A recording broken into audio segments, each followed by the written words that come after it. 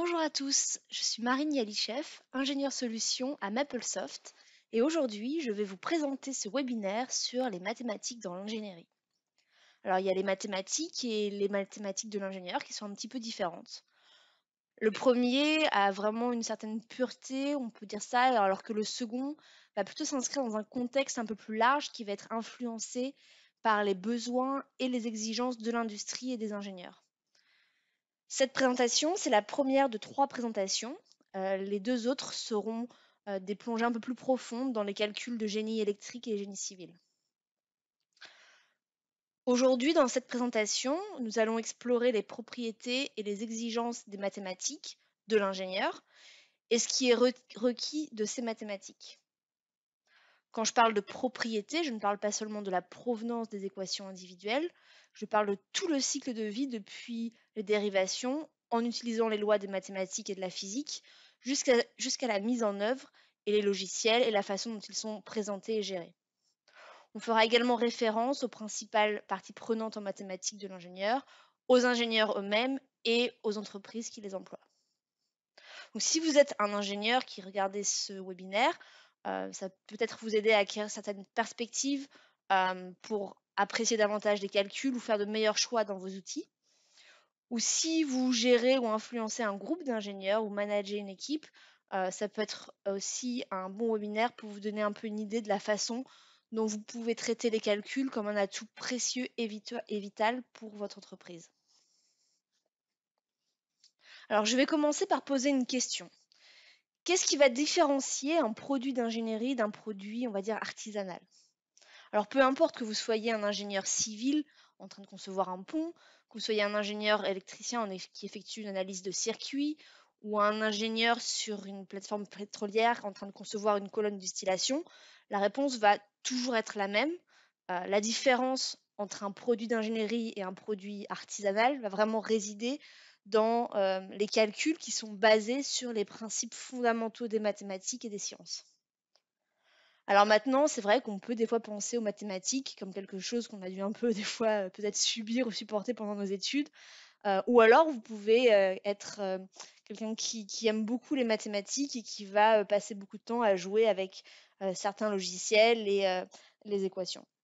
Quelle que soit votre perspective, on peut quand même convenir que les calculs méritent vraiment du soin et de l'attention. Alors maintenant, pour apporter vraiment du soin à ces calculs d'ingénierie, on doit vraiment comprendre et apprécier vraiment les propriétés et leurs exigences. Alors on va avoir 3 sources de celles-ci, la provenance des équations des maths et de la physique, la manière dont elles doivent être présentées qui va permettre de transmettre vraiment le sens de ces équations. On va avoir l'ingénieur qui effectue les calculs, son point de vue et la manière dont il va interagir avec les logiciels de mathématiques, par exemple. Et puis on a l'organisation qui emploie l'ingénieur et qui va permettre à l'ingénieur de donc faire ses calculs. Donc on va parler de chacun de ces points en détail, mais on va d'abord commencer par les maths avec ses propriétés et vraiment comment présenter les calculs. Alors on peut commencer ici avec les équations de tous nos manuels de sciences, de physique, de mathématiques.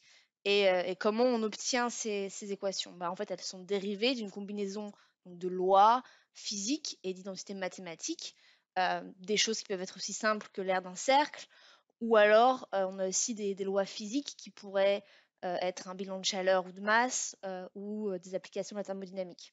On pourrait aussi avoir des choses qui viennent de lois comme la conservation de la masse ou de la quantité de mouvement, ou des lois de courant et de tension de Kirchhoff, par exemple.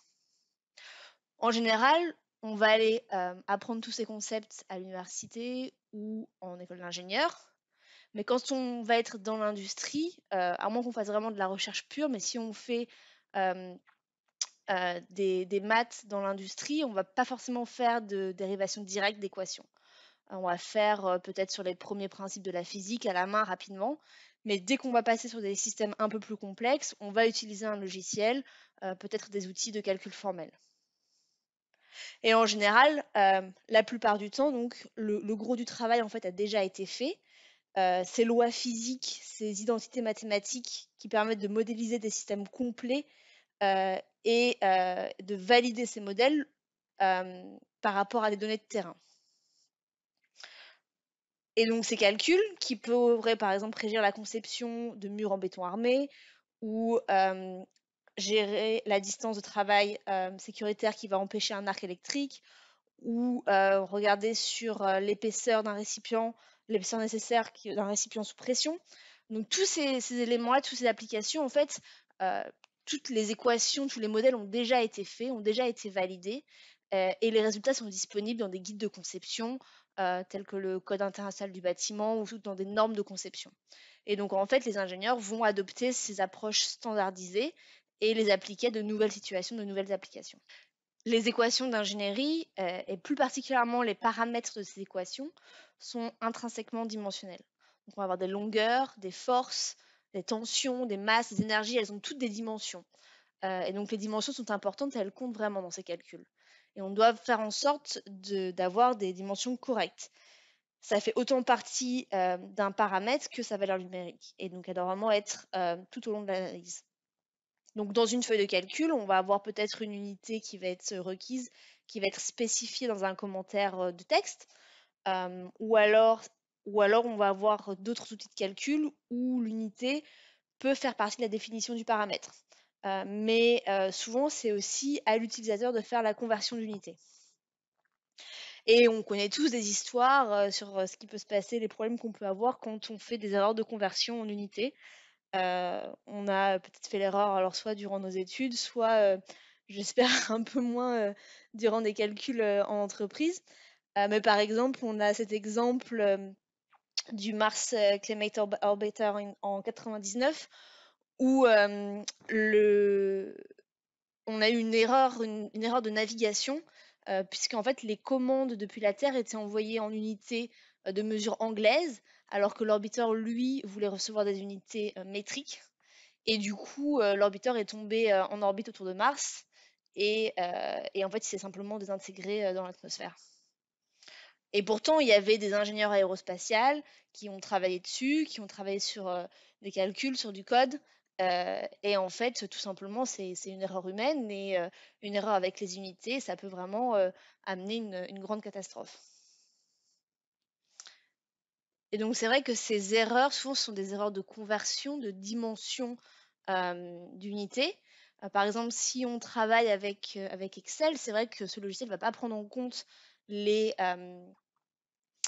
dimensions, va pas faire de conversion d'unité. Et donc, c'est l'utilisateur qui doit le faire. Et donc, forcément, ça laisse la place à des erreurs humaines qui peuvent être assez coûteuses. Et la façon dont les équations sont présentées, avec un contexte et une signification, c'est important. Donc si par exemple on voit juste ici, comme par exemple ce nombre qui va être vraiment séparé de toute signification, de tout contexte, c'est juste écrit sur un morceau de papier, une feuille de calcul, bon, on va se demander bon, à quoi sert ce nombre, qu'est-ce qu'il signifie, comment il est calculé, comment il est généré. Et en fait, on va voir que ce chiffre dans le calcul. Et si on veut vraiment comprendre, il va falloir faire une investigation pour mieux comprendre les équations qui sont derrière. Alors, on peut avoir des indices contextuels sous forme de texte, de commentaires ou un titre de document, mais il y aura quand même un peu un travail de détective qu'il va falloir faire. Alors, comment est-ce qu'on aurait besoin de représenter ce nombre pour lui donner un sens? Alors ici, nous avons le même chiffre, on a bien 15,904, mais ici, on a un contexte, on a de la clarté, on a la signification qui rend l'équation explicite. On sait qu'ici, on est en train de calculer l'aire d'un cercle. On peut en déduire qu'il y a un diamètre qui a été mesuré, ou alors qu'on a trouvé la valeur dans un tableau, et on a également les unités qui sont explicitement affichées. Quand on utilise un logiciel de mathématiques, on a des avantages. Par exemple, ici, l'unité, elle peut être formatée. Donc, elle va se différencier des autres éléments de l'équation. Et on va vraiment pouvoir avoir cette unité intégrée au résultat ou intégrée à une fonction. Et ce genre d'exemple pointe vraiment sur une question un peu plus large, à savoir comment les calculs entiers devraient être représentés pour transmettre au maximum le sens de ces calculs. Alors, il y a le concept du cahier, hein, du bloc de papier qui va être rempli d'équations et de notes. On peut se référer par exemple au cahier de calcul de Isambard Kingdom Brunel. Donc, c'était un ingénieur qui a travaillé au Royaume-Uni dans les années 1800. Et il a conçu des ponts, des bateaux à vapeur, des gares avec rien d'autre que des schémas. Des choses qu'il a dessinées lui-même, des calculs qu'il a fait à la main sur du papier dans ses cahiers. D'ailleurs, on peut toujours retrouver ces calculs originaux qui ont été conservés à l'université de Bristol. Et ici, la photo qu'on regarde, c'est un pont suspendu, le pont suspendu de Clifton au Royaume-Uni. Et il est basé sur un dessin original de Brunel qui a été, et ça a été ouvert en 1864. Alors sur la droite, on voit une page de l'un de ses cahiers de calcul. Et en fait, quand il avait par exemple besoin de calculer la longueur de la chaîne ou la hauteur des bielles, bah, il a dérivé les équations appropriées pour la forme d'un caténaire qui avait impliqué un calcul. Il a substitué les valeurs numériques, il a approximé les résultats et il a utilisé tous les outils disponibles à l'époque pour faire ses calculs. Mais vraiment, ces cahiers en papier, c'était pour le centre de son bureau technique et c'est là qu'il faisait ses calculs, notait ses notes, avait ses schémas. Et on peut toujours, à l'heure d'aujourd'hui, avoir accès à ça. Son travail est toujours lisible. C'est toujours compréhensible, on a une bonne présentation et c'est vraiment une sorte de norme à laquelle je pense qu'on devrait tous un peu aspirer. En ce qui concerne les cahiers papier, le papier, ça reste l'environnement de travail le plus intuitif. Même, enfin, on travaille dans l'ingénierie, dans le logiciel. Et quand on a des réunions, on a encore beaucoup de gens qui prennent des notes sur papier. Moi, la première, il y a un certain retour tactile qu'on obtient du papier, du stylo, qui est vraiment difficile à reproduire électroniquement. Lorsqu'on effectue une analyse, parfois on a besoin d'opérateurs arithmétiques de base, mais souvent l'analyse va nécessiter un peu plus de mathématiques. J'entends par là quelque chose qu'on ne va pas forcément facilement faire dans une feuille de calcul. On va peut-être devoir résoudre numériquement une équation algébrique, ou de peut-être résoudre une équation différentielle, ou effectuer une FFT ou analyse de données. Et vous aurez peut-être également besoin d'outils de traçage, faire des tracés pour représenter des choses plus visuellement. Par exemple, visualiser la réponse d'une fréquence sur une fonction de transfert. Et pour cela, pour tout ça, on va en fait vraiment avoir besoin d'un support informatique avec des logiciels qui vont vous offrir des fonctions de niveau supérieur à celles que vous allez obtenir dans une feuille de calcul. Alors, c'est vrai que là, maintenant, on a discuté des propriétés, des exigences des mathématiques de l'ingénieur, du point de vue des équations et des calculs eux-mêmes. Donc, si on résume un peu, les équations, elles sont dérivées de lois physiques, d'identité mathématique. Les paramètres sont dimensionnels et les calculs doivent être présentés sous une forme claire et compréhensible pour transmettre au maximum le sens de ce qu'on est en train de faire. Et parfois, vous avez besoin de puissance de calcul pour des supports mathématiques plus avancés. Et peut-être que la métaphore de conception d'un cahier de calcul est la norme à laquelle nous devrions aspirer. Maintenant, on va passer à un autre point qui est plutôt un facteur humain, et c'est donc l'ingénieur dans tout ça. Sans l'ingénieur, ben, on ne résoudrait aucun problème d'ingénierie.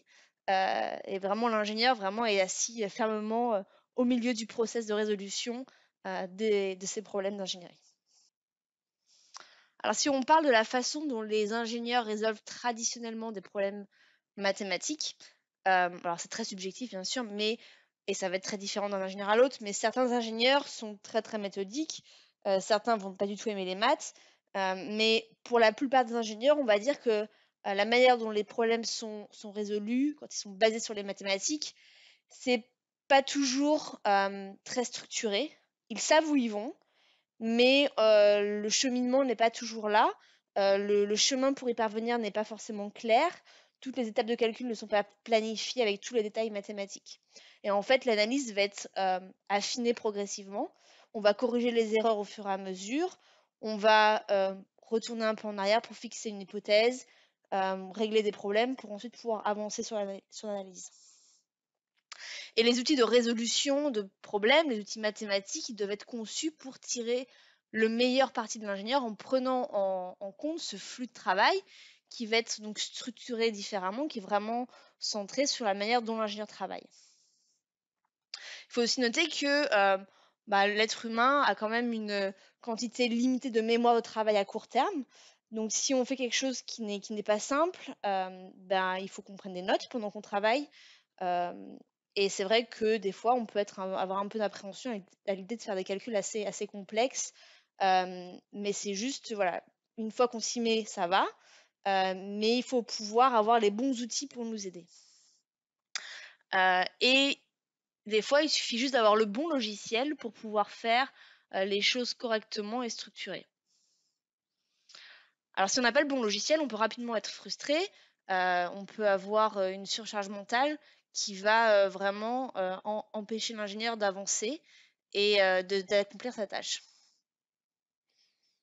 Il faut savoir que l'être humain est quand même aime la gratification à court terme. Et donc, c'est important de prendre ça en compte quand on va utiliser un outil. Il faut pouvoir avoir cette récompense de la tâche accomplie, la tâche bien faite.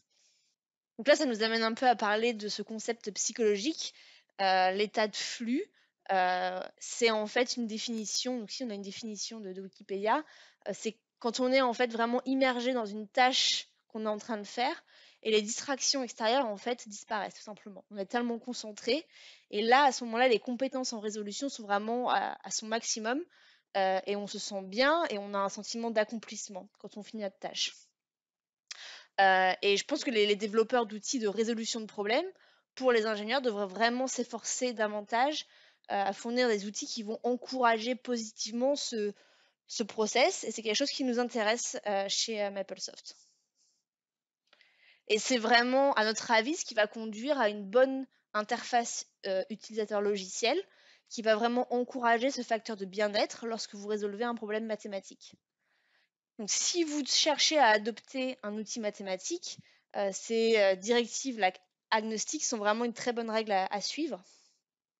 L'outil doit avoir des mécanismes de jeu assez simples, c'est-à-dire qu'il existe un nombre raisonnable de règles syntaxiques d'interface utilisateur finale que vous devez suivre pour utiliser le produit avec succès. Mais pas trop non plus pour que vous soyez complètement dépassé, et pas trop peu pour que vous n'ayez pas l'impression d'avoir un manque de flexibilité. Donc c'est vraiment un équilibre entre les deux. L'interface doit être simple, ça doit vraiment être conçu avec un style vraiment basique et avec le moins de distractions possible. C'est important d'avoir des indications graphiques pour guider la saisie au clavier, les clics de souris, d'avoir un logiciel réactif pour que ce soit rapide. Il faut que les actions donnent une réponse rapide, que vous cliquez sur quelque chose ou que vous terminiez un calcul. On doit vraiment encourager également un déplacement fluide entre le clavier et la souris. S'il y a des tâches courantes qu'on peut faire avec juste des raccourcis clavier, ou alors si on doit retirer les mains du clavier ou passer à la souris, c'est des choses vraiment à prendre en compte. Faire glisser la souris sur des objets, cliquer dessus, et voilà, c'est vraiment des choses qui sont importantes à prendre en compte dans la conception d'un logiciel. Alors maintenant, on peut regarder un peu les différences entre les différents groupes d'ingénieurs et les exigences, leur point de vue. Alors, tous les ingénieurs ne vont pas être identiques. Il existe de nombreuses façons de répartir la communauté des ingénieurs en différents groupes qu'on va reconnaître. Par exemple, on peut voir les différences entre des ingénieurs en génie civil, en génie électrique, les ingénieurs chimistes. Et pour les outils de calcul, une bonne façon de gérer la différence entre ces différents groupes d'ingénieurs, c'est de reconnaître la différence entre, par exemple, les ingénieurs de recherche et les ingénieurs de conception. Donc, on va vraiment différencier ces deux choses. Avec les ingénieurs de recherche qui ont généralement un peu plus en commun avec les mathématiciens et les programmeurs qu'avec les ingénieurs concepteurs. Ce sont des personnes qui vont vraiment dériver les équations de la physique, qui vont rechercher, développer des algorithmes pour résoudre des nouveaux problèmes d'ingénierie. Et ces ingénieurs-là vont utiliser des outils comme Maple, MATLAB, Mathematica ou Python. Et ils vont être en général plus susceptibles de travailler seuls. Et ils vont pas forcément présenter des résultats d'analyse à des collègues ou à la direction. Et ensuite, on a un éventail un peu plus large d'ingénieurs qu'on va appeler donc les ingénieurs de conception. Et ici, leurs besoins mathématiques sont un peu différents. Ils vont probablement être plus intéressés par l'application des mathématiques, par les mathématiques elles-mêmes. Les équations, les méthodes mathématiques sont probablement déjà bien établies et ils sont en fait sur un chemin bien tracé. Ils ont juste besoin d'un logiciel pour cliquer sur tous les blocs ensemble dans le bon ordre avec le moins de surcharge cognitive. Ils sont plus susceptibles de travailler en équipe et de partager l'intégralité de leur analyse avec les collègues ou avec des clients. Et les outils pour ces ingénieurs-là ont tendance à être des feuilles de calcul comme Excel, MATCAD, MapleFlow. L'ingénierie de conception, c'est un marché important pour les logiciels de calcul. Et il y a bien sûr un certain chevauchement entre les deux groupes, mais dans l'ensemble, pour les logiciels mathématiques, c'est une distinction assez judicieuse.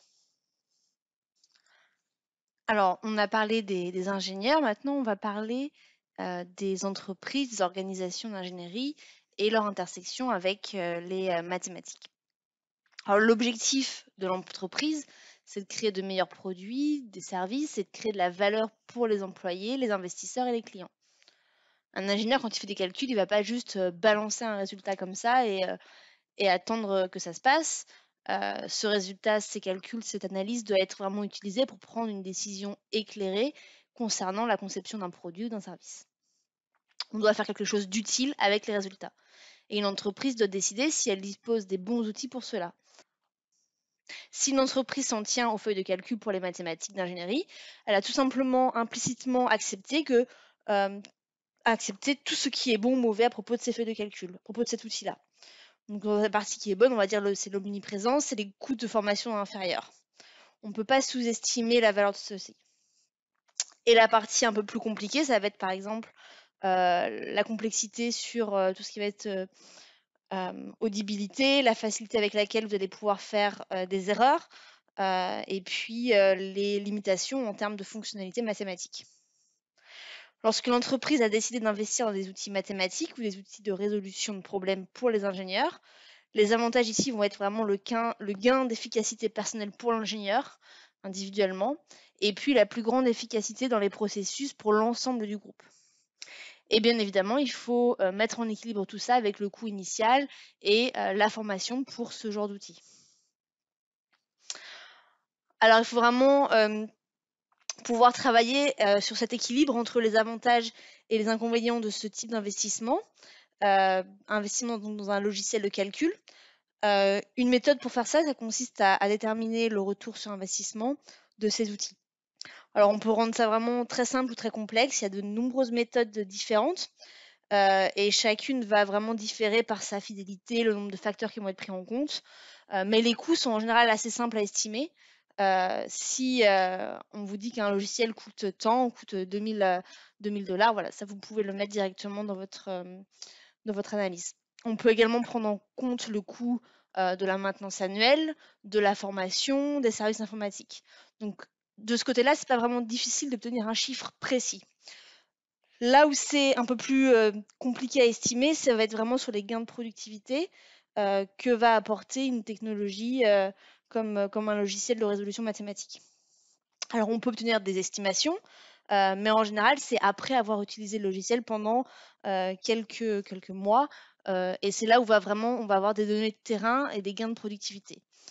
Mais bon, on peut toujours également trouver des chiffres conservateurs. Si une entreprise a décidé de traiter les calculs comme un atout, ça veut dire qu'il y a probablement une réflexion sur la manière dont les calculs seront archivés, partagés et sécurisés. Il faut une sorte de structure pour vraiment donner un sens au système. Il peut s'agir simplement d'un dossier réseau qui va être partagé avec des règles à suivre concernant les fichiers, les noms de fichiers, les noms de sous-répertoires. Ou alors il peut s'agir d'un système PLM complet si l'organisation est suffisamment grande pour supporter ce genre de coût de licence. Et comme ça, si un ingénieur part ou s'il y a du changement dans le personnel, on va pouvoir stocker ses analyses, son travail, dans une forme structurée qui va être facilement accessible, ce qui signifie que les employés qui vont reprendre le travail derrière ne vont pas avoir à réinventer la roue. Ils vont pouvoir monter en puissance assez rapidement et reprendre là où l'ingénieur précédent s'est arrêté. Le choix des outils, le stockage de la documentation sont encore plus critiques dans les industries vraiment hautement réglementées telles que l'aérospatiale, la défense ou l'ingénierie nucléaire, où là on va avoir des durées de vie de projet qui peuvent aller jusqu'à 20 ou 30 ans, et tous les calculs et décisions de conception qui sont basés donc, sur des calculs qui ont été faits peut-être 10 ans avant, tout ça doit être conservé pendant toute la durée du projet. Et comme ça, en cas d'accident ou de projet d'assainissement, eh bien, on doit pouvoir être capable de réexaminer les calculs, comprendre comment les décisions initiales ont été prises. Donc ça soulève la question, comment on fait pour préserver ces calculs? Alors il est fortement probable que les PDF seront encore lisibles pendant toute la durée du projet. Il existe vraiment une version de PDF basée sur la norme ISO pour le stockage et l'archivage de documents à long terme. Et on peut vraiment être assez confiant sur le fait que les lecteurs PDF vont être disponibles pendant très longtemps. On a aussi certaines entreprises qui vont faire des calculs sur ordinateur, qui vont générer des feuilles de calcul électroniques. Mais ensuite, ils vont les imprimer sur papier, ils vont stocker ces analyses papier dans des bureaux avec des conditions d'archivage pour toute la durée du projet. Donc ça peut être 20 ans, 30 ans. Donc si votre organisation fait ça ou une partie de ces process, c'est que vous traitez essentiellement vos calculs comme un atout. Si vous investissez dans la bonne technologie mathématique pour votre entreprise, cela augmente la productivité personnelle de l'ingénieur. Et vous pourrez aussi les rendre plus heureux, satisfaits, parce qu'ils ont vraiment des outils agréables à utiliser. Et en stockant vos calculs sous une forme facilement accessible, facilement référençable et structurée, c'est plus facile de maintenir une continuité des connaissances tout au long des changements de personnel, tout au long d'un projet. Et donc, à terme, ça va conduire finalement à une plus grande efficacité des processus dans l'ensemble de l'organisation. Alors là, on a fini de parler de vraiment ce qui est exigé des calculs d'un point de vue d'une organisation. Donc pour résumer, les calculs doivent être documentés sous une forme vérifiable. Les calculs sont vraiment un atout de l'entreprise. Ils font partie de la propriété intellectuelle qui a été créée et ils doivent être évalués comme tels. Et dans les industries hautement réglementées, on doit pouvoir les conserver pendant toute la durée de vie d'un projet qui peut être très long. Là, on approche la fin de la présentation. Donc on a vraiment parlé de la manière dont les mathématiques de l'ingénieur sont dérivées de la physique, des maths, de la manière dont les calculs doivent être présentés pour transmettre au maximum leur sens. Nous avons parlé des ingénieurs et des différents types d'ingénieurs, de la façon dont ils résolvent les problèmes mathématiques et la meilleure façon de concevoir les logiciels pour maximiser leur efficacité dans la résolution de problèmes. Nous avons également exploré comment les entreprises d'ingénierie peuvent tirer le meilleur parti de leurs mathématiques, des calculs que font leurs ingénieurs et de la propriété intellectuelle que les ingénieurs créent. Maintenant, vous pourriez vous demander, ok, pourquoi MapleSoft s'intéresse à tout cela? Eh bien, simplement parce qu'en fait, ça va influencer, informer, guider vraiment tout ce que nous faisons, tous les outils que nous développons, les interfaces, les fonctionnalités, et même la façon dont on va commercialiser et vendre nos produits. Pour finir, ici, j'aimerais terminer avec cette slide. Il faut savoir que MapleSoft propose 2 outils de calcul, alignés et coordonnés avec les concepts dont on vient de parler pendant cette demi-heure. On a Maple, qui est un outil vraiment à orientation mathématique pour les ingénieurs de recherche.